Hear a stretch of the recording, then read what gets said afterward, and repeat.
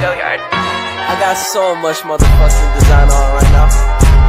Break it down, bring it back, make it clap. I got 3 old thoughts, new block, where that damn bitches on my line, and you know they come straight. Hold up, what it not, 45, scope it cash like, whoa. High fucking with these hoes up. Assalamualaikum warahmatullahi wabarakatuh. Perkenalkan, nama saya Desmond Indah Faradila dengan NIM 2203 dengan mata kuliah Sistem Administrasi Negara, dosen pengampu Ibu Yulia Noselina, SIPMA. Baiklah, pada pertemuan kali ini kita akan membahas tentang perencanaan pembangunan. Langsung saja, yang pertama, sistem perencanaan pembangunan nasional adalah satu kesatuan tata cara perencanaan pembangunan, 2 untuk menghasilkan rencana-rencana pembangunan dalam jangka panjang, jangka menengah, dan jangka tahunan, 3 yang dilaksanakan oleh unsur penyelenggara negara dan masyarakat di tingkat pusat dan daerah. Proses perencanaan yang pertama itu pendekatan politik. Pemilihan presiden atau kepala daerah menghasilkan rencana pembangunan hasil proses politik, khususnya penjabaran visi dan misi dalam RPJMD. 2. Proses teknokratik, menggunakan metode dan kerangka berpikir ilmiah oleh lembaga atau satuan kerja yang secara fungsional bertugas untuk itu. Partisipatif, dilaksanakan dengan melibatkan seluruh stakeholders, antara lain melalui musyawarah. Proses top-down dan bottom-up dilaksanakan menurut jenjang pemerintahan. Tujuan sistem perencanaan pembangunan nasional. Yang pertama, mendukung koordinasi antar pelaku pembangunan. Yang kedua, menjamin terciptanya integrasi, sinkronisasi, dan sinergi baik antar daerah, antar ruang, antar waktu, antar fungsi pemerintahan maupun antar pusat dan daerah. 3. Menjamin keterkaitan dan konsistensi antara perencanaan, pengangguran, pelaksanaan, dan pengawasan. 4. Mengoptimalkan partisipasi masyarakat. 5. Menjamin tercapainya penggunaan sumber daya secara efisien, efektif, berkeadilan, dan berkelanjutan. Berikutnya, permasalahan spesifik dalam perencanaan dan penganggaran adalah 1. Permasalahan yang terkait dengan struktur, program, dan kegiatan perencanaan dan penganggaran antara lain adalah pelaksanaan atau operasional perencanaan yang diwujudkan dalam bentuk program cenderung disusun dengan pendekatan input base. Program digunakan oleh beberapa kementerian negara atau lembaga. Program memiliki tingkatan kinerja yang terlalu luas. Program memiliki tingkatan yang sama atau lebih rendah dibandingkan kegiatan. Masih ditemui adanya beberapa keluaran yang tidak berkaitan dengan pencapaian kinerja. Yang kedua, permasalahan terkait dengan tidak sinerginya pemerintahan pusat, perencanaan sektoral, dan daerah. Pembangunan nasional atau makro semata-mata agregasi atau gabungan atas pembangunan daerah atau wilayah, atau bahkan sekedar gabungan pembangunan antar sektor semata. Pembangunan nasional adalah sinergi berbagai bentuk keterkaitan atau linkages, baik keterkaitan spasial, keterkaitan sektoral, dan keterkaitan institusional.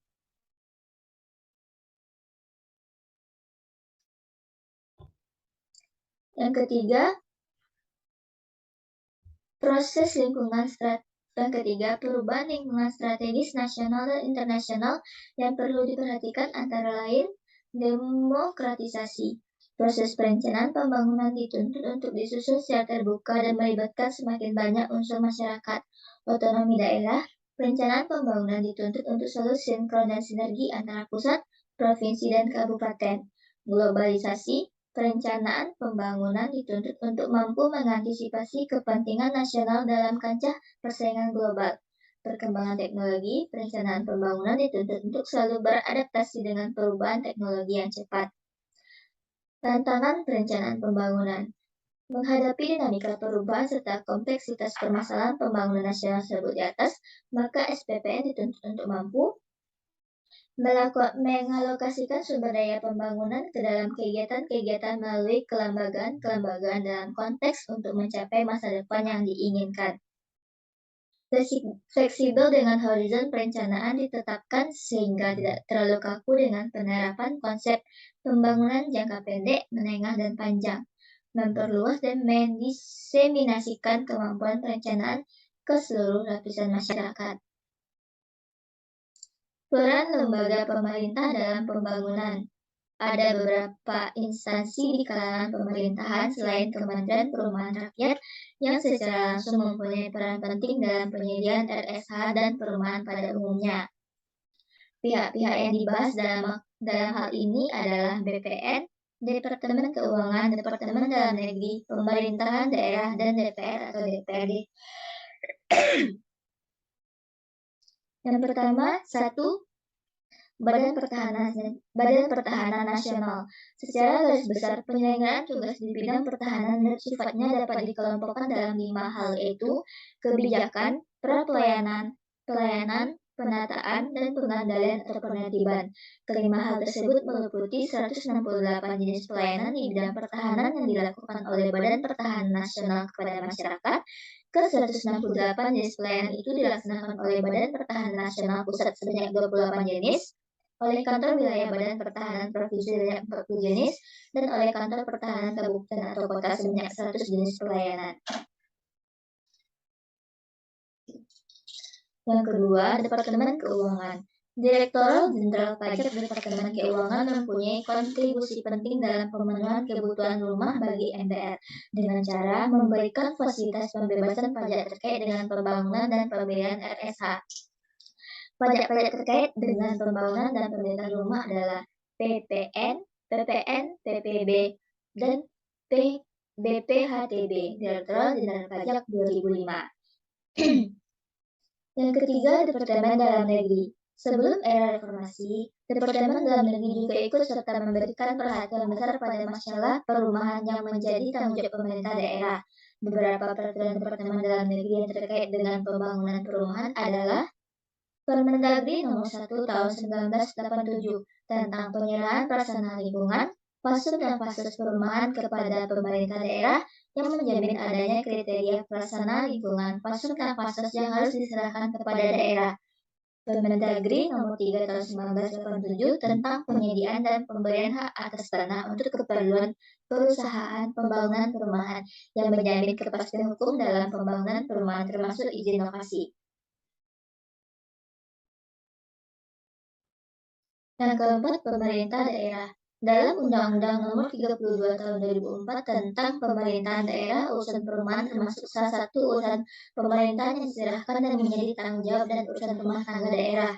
Untuk mewujudkan tercapaian pemenuhan kebutuhan perumahan yang layak huni bagi masyarakat, sekaligus mendorong pengadaan dan penyediaan RSH dengan antara lain melakukan pemberian bantuan, pendanaan, dan modal usaha yang bersifat stimulan, bantuan pembinaan sumber daya manusia dan penyediaan pendampingan, bantuan sarana dan prasarana teknologi, bantuan penguatan kelembagaan masyarakat dalam penyelenggaraan kegiatan perumahan swadaya, dan secara tidak langsung menyediakan jalan, jembatan, prasarana kesehatan dan pendidikan, serta lain-lain.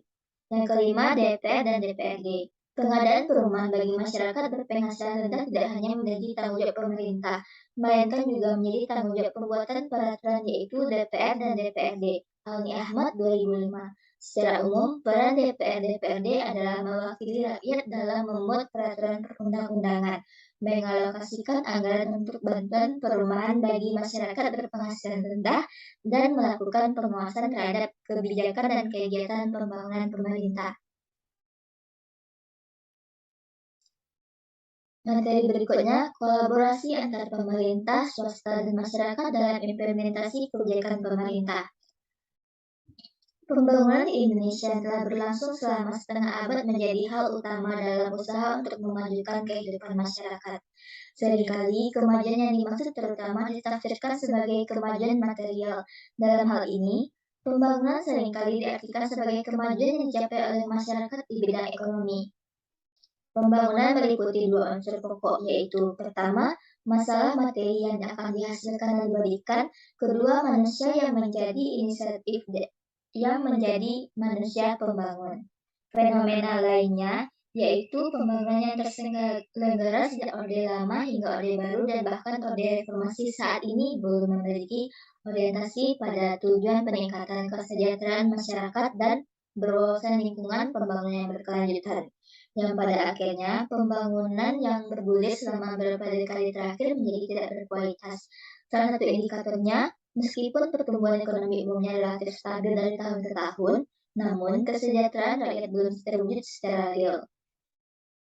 Pengalaman suram ini menandakan bahwa ada kekeliruan dalam perencanaan pembangunan di samping masih kecilnya peran rakyat.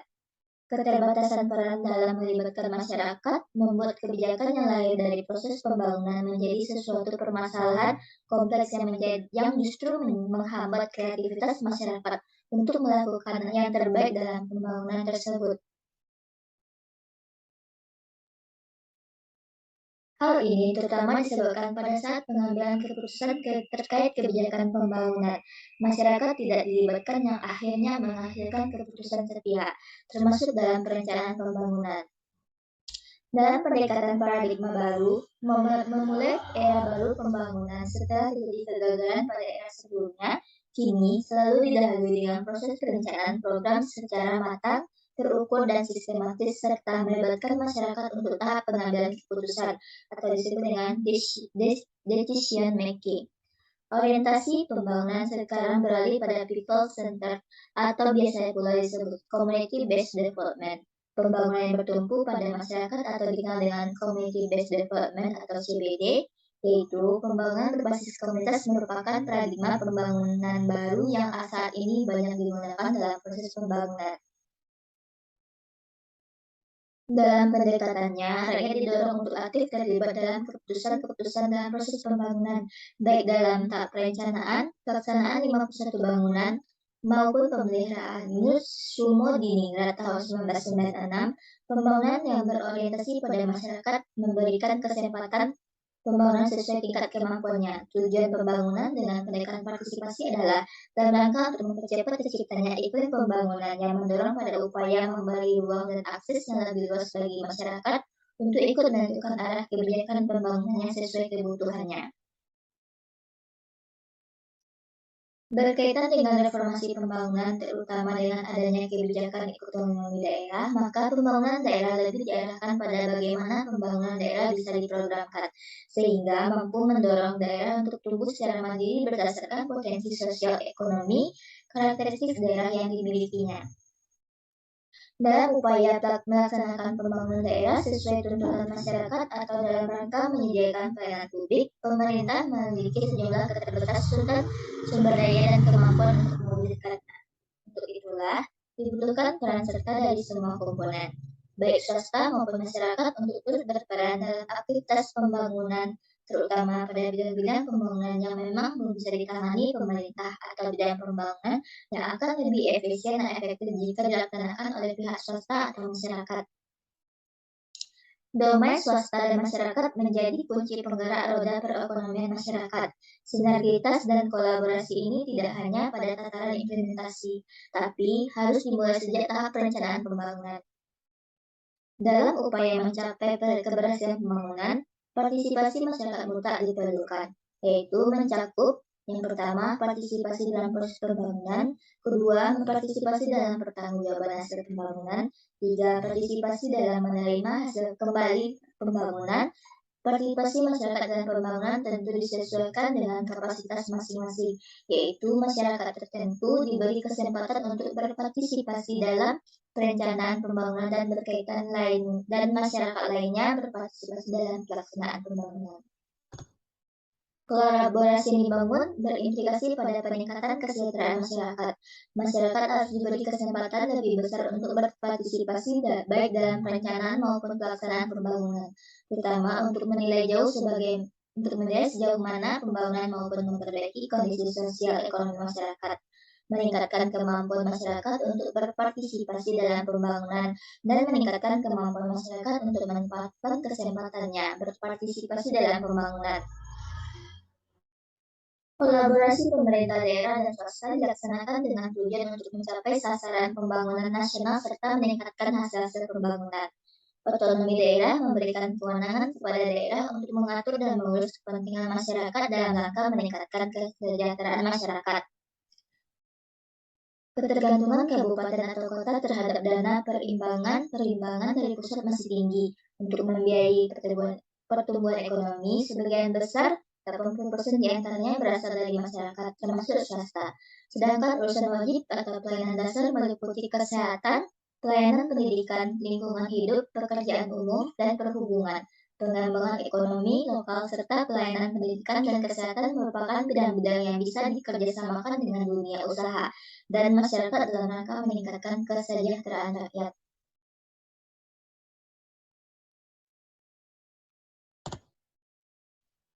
Kementerian PPN atau Bappenas menyelenggarakan materi berikutnya yaitu Kementerian PPN atau Bappenas menyelenggarakan rapat koordinasi dengan mitra pembangunan untuk membahas bagaimana mempererat kolaborasi dalam mencapai tujuan pembangunan berkelanjutan atau TPB SDGs di Indonesia.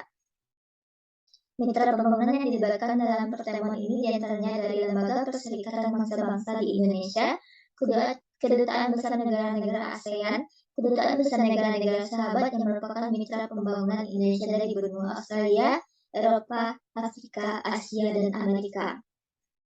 Dalam sambutannya di sela makan malam bersama para tamu undangan, Menteri Bambang menyampaikan bahwa SDGs adalah langkah global sistematis dan perlu melibatkan multi pihak agar TPB SDGs tercapai. Indonesia berkomitmen tinggi untuk mengimplementasikan SDGs, baik di tingkat nasional maupun subnasional, bahkan hingga ke tingkat komunitas atau masyarakat. Namun demikian, mengingat target-target dan indikator-indikator SDGs luas dan komprehensif, maka diperlukan adanya kemitraan yang erat baik dalam platform pemerintahan maupun platform tropi dan dunia usaha, akademisi, lembaga swadaya masyarakat, praktisi, dan mitra pembangunan, dan pemangku kepentingan lainnya. Wujud komitmen Indonesia terhadap SDGs telah dimulai jauh sebelum dideklarasikannya SDGs pada September 2015 dengan mensinergikan 94 target SDGs ke dalam RPJMN 2019-2000, maksudnya ke dalam RPJMN 2015 sampai 2019. Komitmen ini terdekatkan dan ditingkatkan dengan mengintegrasikan lebih banyak target SDGs ke dalam dokumen RPJM tahun 2020-2024. Tahun 2024. Kedepan diharapkan kerjasama yang berkelanjutan dan lebih strategi, antara lain di bidangnya yaitu pengembangan database, penyusunan peta jalan, peningkatan kapasitas baik pemerintah maupun pemerintah tingkat nasional dan daerah, pengembangan dan pelaksanaan strategi komunikasi, pelaksanaan monitoring, evaluasi dan pelaporan, termasuk pelaporan ke tingkat global melalui VNR 2019, upaya pencapaian rendah karbon, pengembangan indikator yang masih belum teridentifikasi dengan dukungan lembaga PBB pengampu, serta dukungan kepada Sekretariat SDGs Bappenas yang membantu kerja dari tim koordinasi nasional. Menteri Bambang berharap dukungan dari DFAT, UNDP, pemerintah Jerman melalui GIZ, JIKA, dan lembaga PBB serta mitra-mitra pembangunan lainnya dapat terus dilanjutkan agar tujuan pembangunan berkelanjutan atau disebut dengan TPB SDGs dapat tercapai sesuai harapan bersama.